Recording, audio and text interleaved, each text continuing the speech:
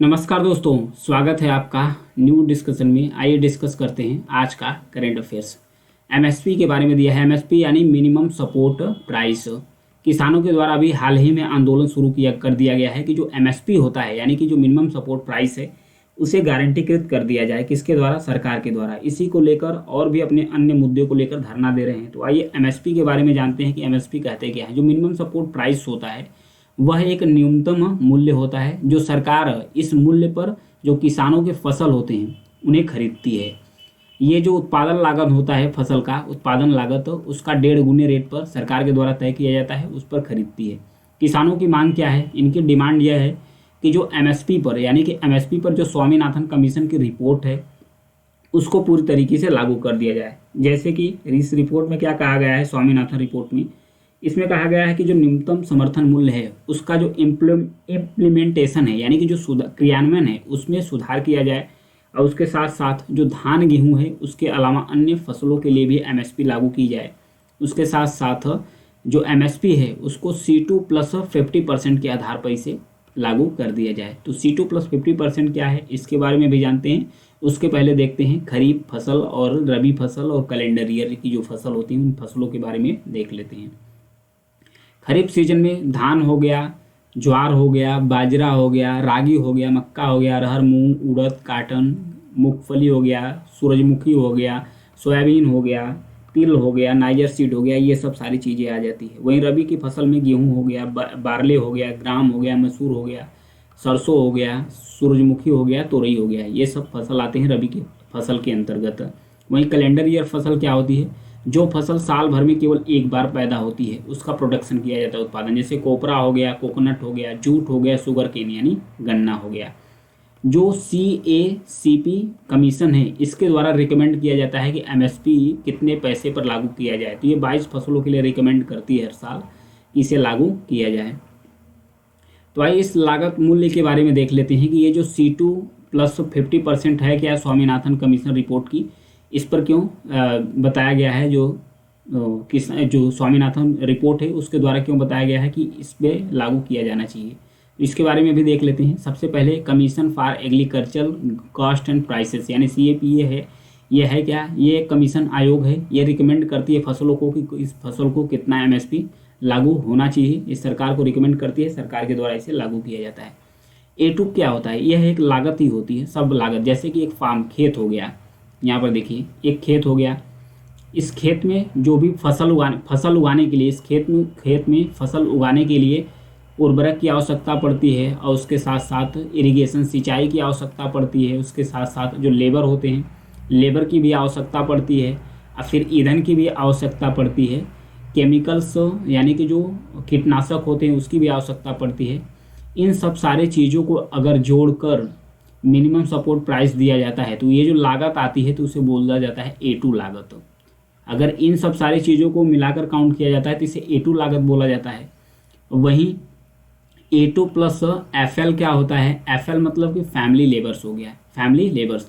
A2 मतलब इन सब सारी चीज़ लगने के बाद भी जो फैमिली लेबर्स होते हैं उन्हें भी काउंट कर लिया जाए, उन्हें भी फैमिली लागत को भी काउंट कर लिया जाए तो उसे बोला जाता है A2 प्लस FL लागत।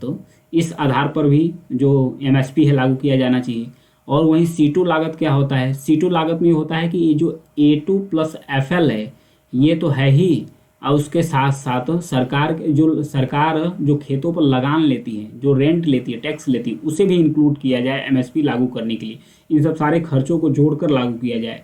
और C2 प्लस 50% क्या हो गया? C2 प्लस 50% मतलब C2 लागत तो होनी चाहिए प्लस 50% फसलों के और भी दाम मिलाकर एमएसपी लागू किया जाना चाहिए। तो इन सब सारी चीज़ों को लेकर किसानों के द्वारा आंदोलन किए जा रहे हैं। नेक्स्ट है BAPS Hindu temples. Abu Dhabi में बने हैं। अबू धाबी है कहाँ? अबू धाबी UAE यानी कि यूनाइटेड अरब अमीरात की कैपिटल्स यानी राजधानी है उसकी। यह मंदिर अबू धाबी में पहला हिंदू टेम्पल्स है, पहला हिंदू टेम्पल्स यानी हिंदू मंदिर है। ये 55,000 वर्ग किलोमीटर में फैला हुआ है, ध्यान रखिएगा 55,000 वर्ग किलोमीटर में फैला हुआ है।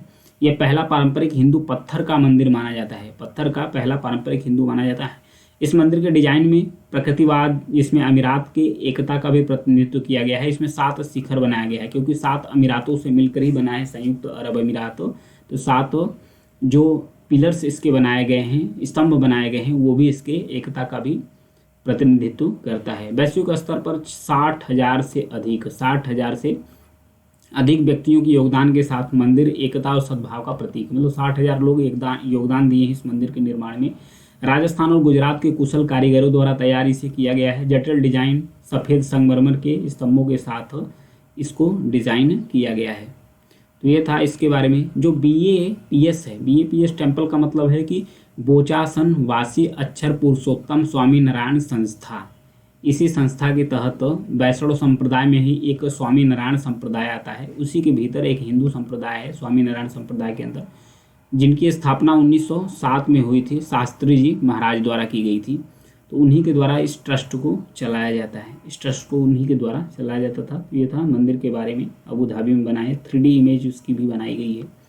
रिपोर्ट संख्या 286 है क्या?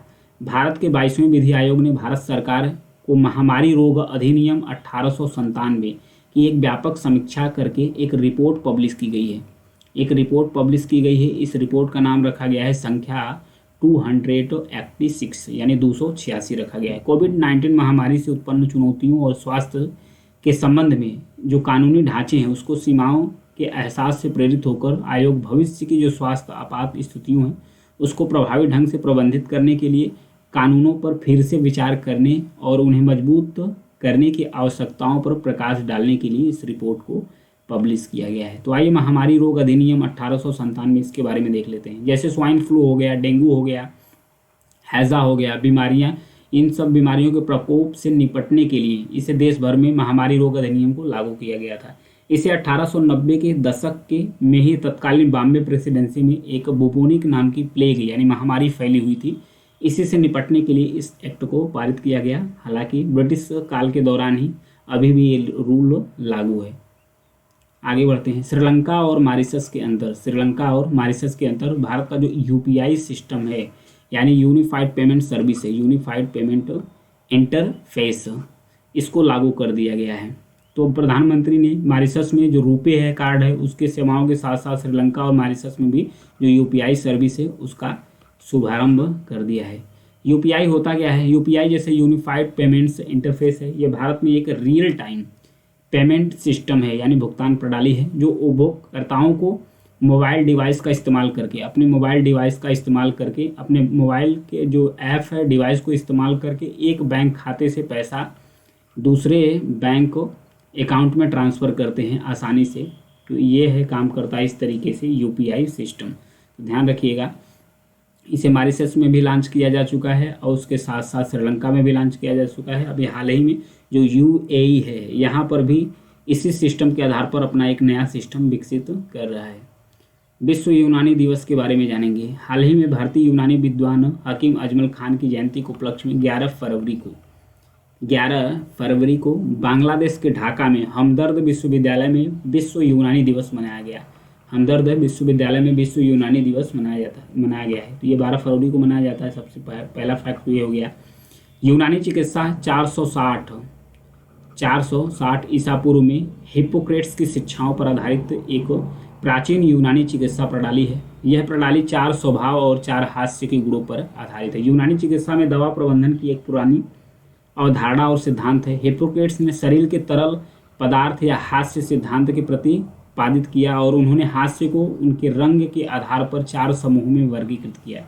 ये समूह है यूनानी पद्धति में बांध यानी कि रक्त, बलगम यानी कफ हो गया पद्धति, फिर पीला पित्त और सौदा यानी कि काला पित्त।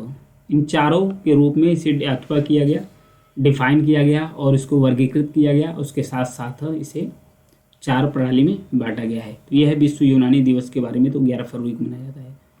अलास्का पॉक्स वायरस के बारे में दिया है। यहाँ पर देखिए चूहे है, चूहे से भी फैलता है, बिल्ली से भी फैलता है, अन्य भी जानवरों से फैलता है। तो ये जो बिल्ली है ये चर्चा में आ गई। हाल ही में एक इम्यूनिटी रूप से एक व्यक्ति की इम्यूनिटी कमज़ोर थी, उनको एक आवारा बिल्ली के द्वारा पंच मार दिया गया। जब पंच मार दिया गया, खरोश आ गई, तो उस खरोश के कारण ये वायरस फैल गया। उस बिल्ली के अंदर वायरस था जिसका नाम था अलास्का पॉक्स वायरस। इस बिल्ली के कारण वो घाव हो गया, जोड़ों में दर्द, मांसपेशियों में दर्द, लिम्फ नोड्स में सूजन, इन सब सारी चीज़ों के कारण उस व्यक्ति की मृत्यु भी हो गई।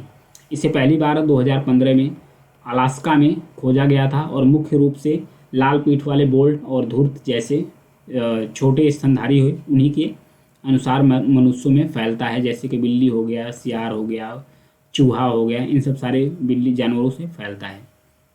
संक्रमित अगर कोई भी अलास्कापॉक्स वायरस से संक्रमित जानवर है, उसके कांटेक्ट में कोई भी अगर मनुष्य आ जाता है तो भी फैल जाता है। हालांकि अभी मनुष्यों से यानी कि ह्यूमन टू ह्यूमन ट्रांसफ़र का कोई प्रमाण नहीं मिला है। हालांकि जो एनिमल्स होते हैं, एनिमल से ह्यूमन्स यानी कि एनिमल से मानव के अंदर इसके फैलने की साक्ष्य मिल चुके हैं।